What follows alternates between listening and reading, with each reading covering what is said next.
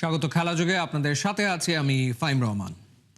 বাংলাদেশের ক্রীড়াঙ্গন থাকবে রাজনৈতিক প্রভাব থেকে দূরে। খেলাধুলায় 2030 সালের মধ্যে এই লাল সবুজ পতাকা হবে বিশ্বের রোল মডেল। 2025 সালের সায়ান্নে এসে নতুন বাংলাদেশে এই স্বপ্ন যারা দেখছেন বা দেখাচ্ছেন, সাবেক প্রধানমন্ত্রী বেগম খালেদা জিয়া তাদেরই এই কথাগুলো বলে গেছেন বহু আগেই। আপসহীন দেশনেত্রীর মহাপ্রয়াণে খেলাধুলার প্রতিটা কোণ, প্রতিটা মুহূর্ত এই রাজনীতিবিদকে তাই স্মরণ করে গভীর শ্রদ্ধায়। খালিদ জামিলের রিপোর্টে বিস্তারিত।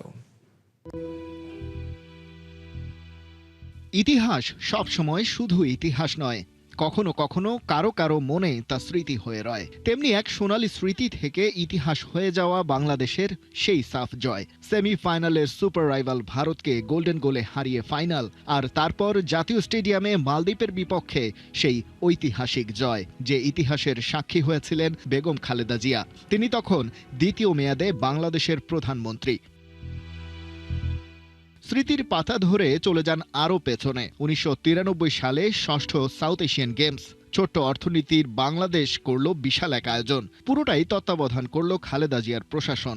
7টা দেশ অংশ নেয় 11 ডিসিপ্লিনে। জমকালো সেই আয়োজনের উদ্বোধন অবশ্য করেছিলেন তৎকালীন রাষ্ট্রপতি আব্দুর রহমান বিশ্বাস।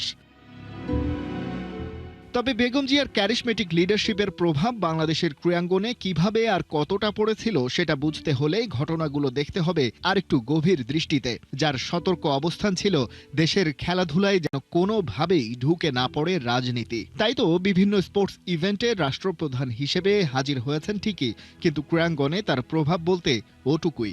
সরকারি অর্থ বরাদ্দ দিয়ে নিজের নামে বাহবা নেয়া, আর সেই সুবাদে বিভিন্ন ডিসিপ্লিনে পছন্দের মানুষকে বসিয়ে কলকাঠি নাড়ানোর রাজনীতিতে বিশ্বাসী ছিলেন না কোনোদিন।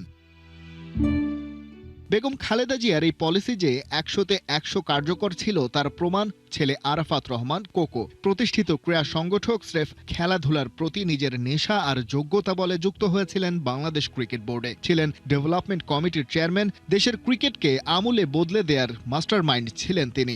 বাংলাদেশের সর্বোচ্চ রাজনৈতিক আর প্রশাসনিক ক্ষমতার অধিকারী হয়েও বেগম জিয়ার পক্ষ থেকে ছেলেকে বড় পদে বসানোর চাপ আসেনি কোনোদিন। তাই তো রাজনীতির মাঠে বিএনপির প্রতিপক্ষ সাবের হোসেন চৌধুরীকে সাথে নিয়ে অনায়াসেই ক্রিকেটের জন্য কাজ করে গিয়েছেন কোকো।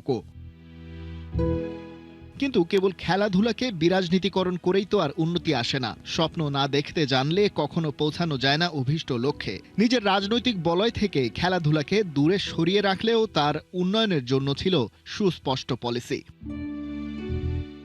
সাল 2016, বেগম জিয়া তখন ক্ষমতা থেকে যেন বহু ক্রোশ দূরে। আরাফাত রহমান কোকো পৃথিবী ছেড়ে চলে গেছেন বছর খানেক আগে। সন্তানহারা সাবেক প্রধানমন্ত্রী ঘোষণা করলেন বিএনপির ভিশন 2030, যার বড় একটা অংশ জুড়ে থাকল ক্রীড়াঙ্গন উন্নয়নের রোডম্যাপ।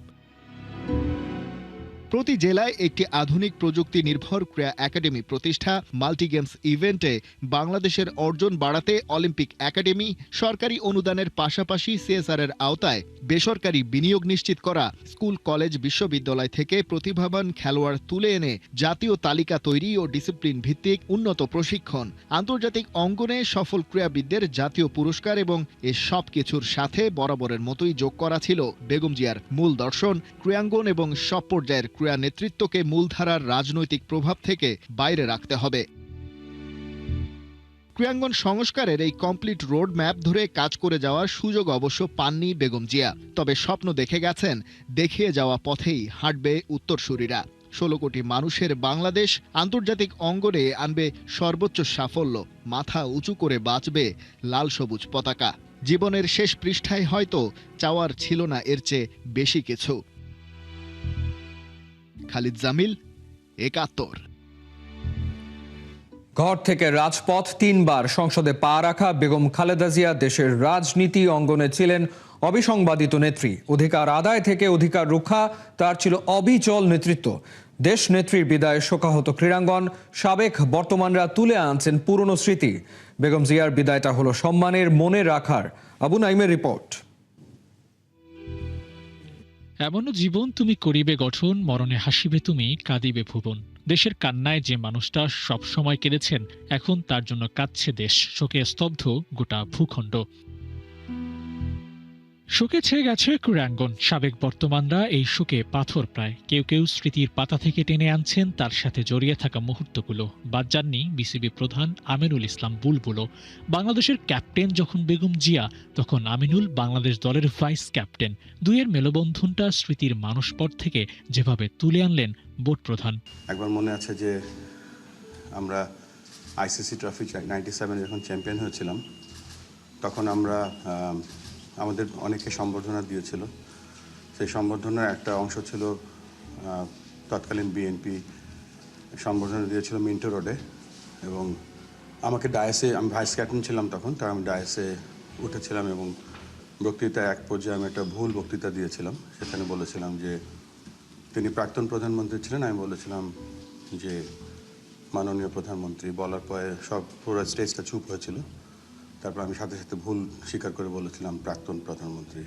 সাবেক প্রধানমন্ত্রীর জীবনের বড় একটা সময় কেটেছে রাজপথে। গণমানুষের অধিকার আদায়ের লড়াই করতে গিয়ে ভুলে যাননি ক্রীড়াক্ষেত্র। দেশের ক্রিকেটের শেকড় তৈরিতে বেগম জিয়া ছিলেন সাক্ষী। বছর 20 আগে যখন বাংলাদেশ নামক দলটি ক্রিকেট মাঠে তাদের যাত্রা শুরু করে, তখন সরকার প্রধান হিসেবে যে দায়িত্ব তার ছিল, তার সবটুকুই পালন করেছেন খালেদা জিয়া। সাক্ষীটা দিলেন আমিনুল। বাংলাদেশ ক্রিকেটে আজকে এখানে দাঁড়িয়ে আছে, সবসময় সব সরকারই পুরোপুরি সমর্থন করেছিল। সেই সময়টা বেশি মনে পড়ছে যে 2004-এ তখন বাংলাদেশ প্রথম একটা অনূর্ধ্ব 19 বিশ্বকাপ বাংলাদেশে অনুষ্ঠিত হয়েছিল। সাথে সাথে আমরা যে বেশ কিছু অনেকগুলো ভেন্যু তখন তৈরি হয়েছিল, তার মধ্যে মিরপুর শের এবং একটু ভেন্যু ছিল, সেখানে হয়েছিল। বাট আমরা কখনো আমি তখন খেলোয়াড় ছিলাম, তো খেলোয়াড় অবস্থায় আমি যতটুকু জানি, খেলোয়াড় হিসেবে যতটুকু সহযোগিতা পাওয়ার আমি পেয়েছিলাম। বাংলাদেশের প্রথম নারী প্রধানমন্ত্রী বেগম খালেদা জিয়া, দেশের ক্রিকেটের প্রথম টেস্ট সেঞ্চুরিয়ান আমিনুল ইসলাম বুলবুল। অনেক ভালো শুরুরই সাক্ষী ছিলেন খালেদা জিয়া আর আমিনুল বুলবুল। 22 গজের লড়াইয়ে তরুণ বুলবুল যখন প্রতিপক্ষের চোখে চোখ রেখে লড়েছেন, বেগম জিয়া তখন নেতৃত্ব দিয়েছেন বাংলাদেশকে। দিন রাত এক করেছেন প্রিয় বাংলাদেশের প্রতিটা মানুষকে শান্তির ঘুম এনে দিতে। হয়তো সুযোগই হয়নি নিজের ঘুমানোর।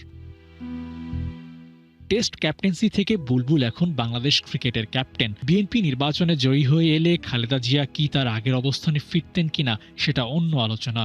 তবে বিসিবি প্রেসিডেন্টের সাথে পূর্ব পরিচয়ের সূত্রে হয়তো মাথায় হাতটা রাখতেন মমতাময়ের মতো, কিন্তু তার কিছুই হলো না। আইসিসি ট্রফির ওই সম্বর্ধনার পরে ডিনারে আমাদেরকে নিয়ে গিয়েছিলেন এবং আমি তখন কিছু কথা হয়েছিল ক্রিকেট নিয়ে। বিদায়টা ধ্রুব সত্য, তবে কীর্তিমানের মৃত্যু নাই সেটাও বোধহয় ভুলে যাওয়ার জো নেই। বিদায় দেশনেত্রী। আবু নাইম, ৭১। তারকা ক্রিকেটাররা সবাই প্রায় নিজেদের সোশ্যাল মাধ্যমে দিয়েছেন শোক বার্তা। তবে তামিম ইকবাল ফেসবুকে পোস্ট করার পাশাপাশি এদিন এসেছিলেন গুলশান কার্যালয়। বেগম জিয়ার মৃত্যুর খবরের পরপরই গুলশান কার্যালয়ে বাড়তে থাকে নেতাকর্মীদের ভিড়। দলের সিনিয়র নেতারা তো বটেই, বিভিন্ন অঙ্গনের তারকাদের এদিন দেখা গেছে গুলশানে। তবে ক্রিকেটারদের মধ্যে কেবল তামিম ইকবালকেই দেখা গেছে। গণমাধ্যমের সাথে কথা না বললেও তামিম ইকবালের চেহারায় হতাশা ছিল স্পষ্ট। বেগম খালেদা জিয়ার সাথে তামিম ইকবালের আছে বহু স্মৃতি, তাই তো সারা দেশের মানুষের মতো তামিম ইকবালও আজ শোকাহত।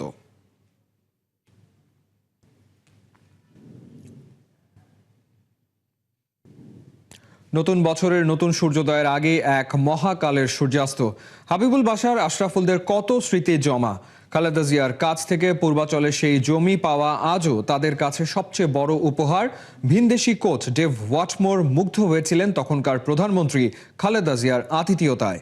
নাহিয়ান বিন জসিমের রিপোর্ট।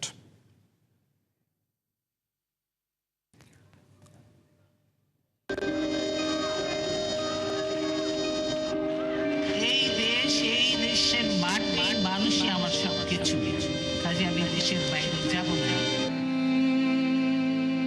মাতৃভূমি প্রিয় ঠিকানা, লাল সবুজ পতাকা, আপসহীন নেত্রীর শেষ ঠিকানা। জীবন বাংলাদেশ, মরণ বাংলাদেশ। সেই অবস্থা করেছি, সারাদিন আমি মানুষকে কিছু খেতে পর্যন্ত পারিনি। আমার বাড়ির লোকজনকে কিছু খেতে পর্যন্ত দেয়নি। কত অন্যায়, কত অত্যাচার, শত অবিচার, তবু এই মাটি, এই পতাকাকে হাসি মুখে আঁকড়ে থাকা এক বীর যোদ্ধা বেগম খালেদা জিয়া, যিনি মন জিতেছেন সবার। নতুন বছরের নতুন সূর্যোদয়ের আগেই এক মহাকালের সূর্যাস্ত, মাথা উঁচু করে চলে যাওয়া শুধু রাজনৈতিক অঙ্গন না, তার বিদায়ে ক্রীড়াঙ্গনেও আজ রাজ্যের শূন্যতা। কোনো জয়ের পর আপনাকে সরাসরি ফোন করেছেন, আপনি খুব বেশি আসলে কি বলবো খুশি হয়েছেন বা একটু অভিভূত হয়েছেন বা অবাকও হয়েছেন যে ডিরেক্ট প্রাইম মিনিস্টার ফোন দিয়েছেন, এরকম কোনো ম্যাচের পরে কি হয়েছে?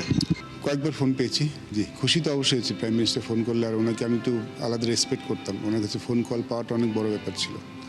একটা ফোন কল বেশি মনে আছে যখন আমরা প্রথম টেস্ট ম্যাচ জিতলাম। প্রথম টেস্ট ম্যাচ জিতে উনি বেশ অনেকক্ষণ কথা বলেছিলেন। আমি তো প্রায় 12 বছর ইন্টারন্যাশনাল খেলেছি এবং শুরু করেছি 97 থেকে। ক্রিকেটের যদি সবচেয়ে বড় একটা উপহার যদি বলি, অবশ্যই পূর্বাঞ্চলের যে জায়গাটা আমরা পেয়েছি, যারা আমরা ছিলাম, ওটা একটা বিরাট একটা উপহার ছিল আমাদের জন্য। বাশার ভাই যখন আপনাদেরকে তার বাসায় নিমন্ত্রণ করলেন জয়ের পর 2004 সালে সে ইন্ডিয়াকে হারানোর পর, তখন আসলে তার সঙ্গে আপনাদের যে ইন্টারাকশনটা এটা আসলে কতটুকু মধুর ছিল বা কতটুকু স্মৃতিকাতর করে এখন আপনাদেরকে? আমি খুব এক্সাইটেড ছিলাম ওনার সাথে দেখা করার জন্য।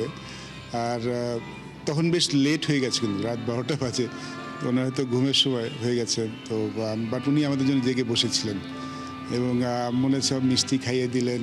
ইয়ানি শি ওয়াজ ভেরি হ্যাপি। মানুষজন অনেক খুশি হয় তখন বোঝা যায় যে তা আসলে, এবং খুব আন্তরিকভাবে আমাদের আপ্যায়ন করেছিলেন। আমরা যখন ফিরে আসছিলাম তখন দেব হটমন ওনার কথা বলছেন, she is very nice, she is খুব হসপিটেবল এবং সেও খুব খুশি হয়েছিল। দীর্ঘদিনের সংসারের সব মালামাল রেখে আমাকে এক কাপড়ে বাড়ি থেকে বেরিয়ে আসতে হলো। ঘর হারিয়েছেন, জেল জুলুম সহ্য করেছেন, সন্তান হারানোর বেদনায় স্তব্ধ হয়েছেন, তবু ধৈর্য আর লড়াকু মানসিকতার অনন্য এক দৃষ্টান্ত রেখে গেছেন। ক্রীড়াবিদদের জন্য যা দারুণ এক স্পিরিট হতে পারে, এমনটাই মনে করেন দুই সাবেক ক্যাপ্টেন। দেশপ্রেম ছিল একদম সব সময়, শেষ মুহূর্ত পর্যন্ত উনি কিন্তু দেশেই ছিলেন। কিন্তু কখনোই শুনবেন না ওনার মধ্যে কারোর প্রতি হিংসাত্মক কোনো কথা, উনি কারোর প্রতি কোনো কটু কথা বলছেন, সেই জিনিসটা আমি কখনো শুনিনি। 41 বছরের বর্ণাঢ্য রাজনৈতিক ক্যারিয়ার, ক্রীড়াঙ্গনেও অনন্য অবদান। চলে গেছেন, তবে যতদিন বাংলাদেশ থাকবে ততদিন মানুষের মনে নট আউট থেকে যাবেন বেগম জিয়া। আপনাকে খেলাযোগের বিনম্র শ্রদ্ধা। নাহিয়ান বিন জসিম, 71, সিলেট। বেগম খালেদা জিয়ার মৃত্যুতে ভেঙে পড়েছে দেশের ক্রীড়াঙ্গন, শোকে পাথর খেলা পাগল মানুষগুলো। খেলোয়াড়দের প্রতি ছিল ক্রীড়া বান্ধব সাবেক প্রধানমন্ত্রীর অগাধ ভালোবাসা। দেশের স্পোর্টসের উন্নয়নে বেগম জিয়ার অবদান অনস্বীকার্য।